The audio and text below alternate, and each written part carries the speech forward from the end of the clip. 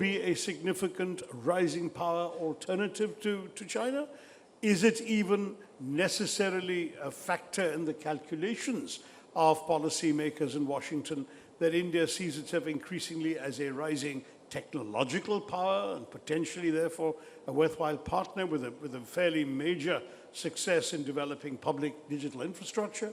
Is India's role in terms of serving as a sort of strategic swing power in some global competition, is this at all a factor in thinking? Or is it all about specific sort of nuts and bolts individual issues such as the ones you mentioned, tariffs, Ukraine war, whatever? I mean, it's Mr. Trump's freedom to get his own way. How does India figure into the calculations of policymakers?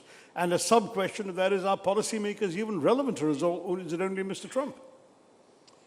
I think that most American policymakers and huge chunks of people in the educated elite in the United States who focus on foreign policy believe that India is a rising great power and will, in the years ahead, be one of the great powers in the world.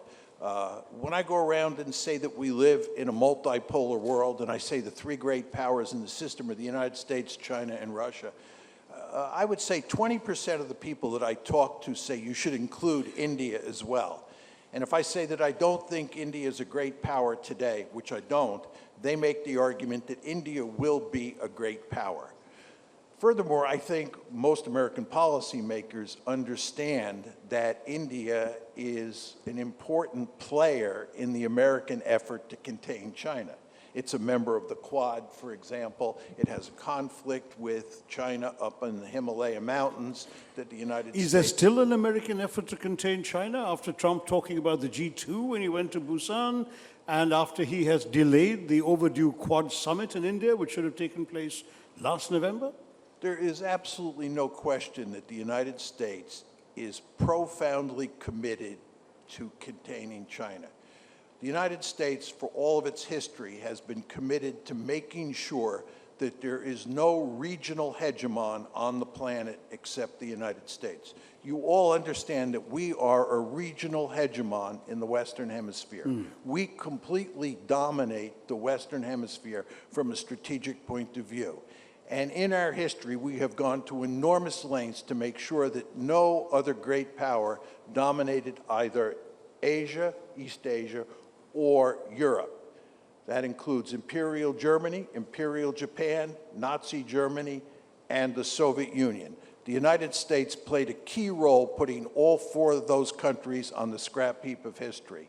And if you read the national security strategy that was issued by the White House in November of 2025, it is unequivocally clear, despite what's said in the media, that the United States is committed to containing China in East Asia. This is in the American national interest.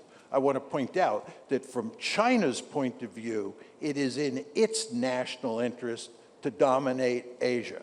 If I was Xi Jinping's national security advisor, I would tell him that it makes eminently good sense to imitate the United States and dominate East Asia the way the United States dominates the Western Hemisphere. I'd also tell him it's in China's national interest to build the Blue Water Navy that can project power all over the globe to protect Belt and Road and other Chinese interests, just like the United States has a Blue Water Navy.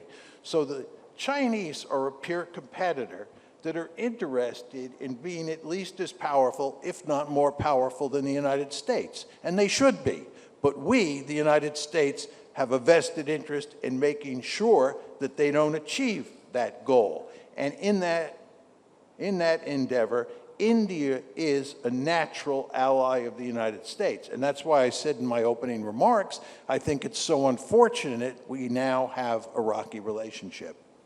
Right. Well.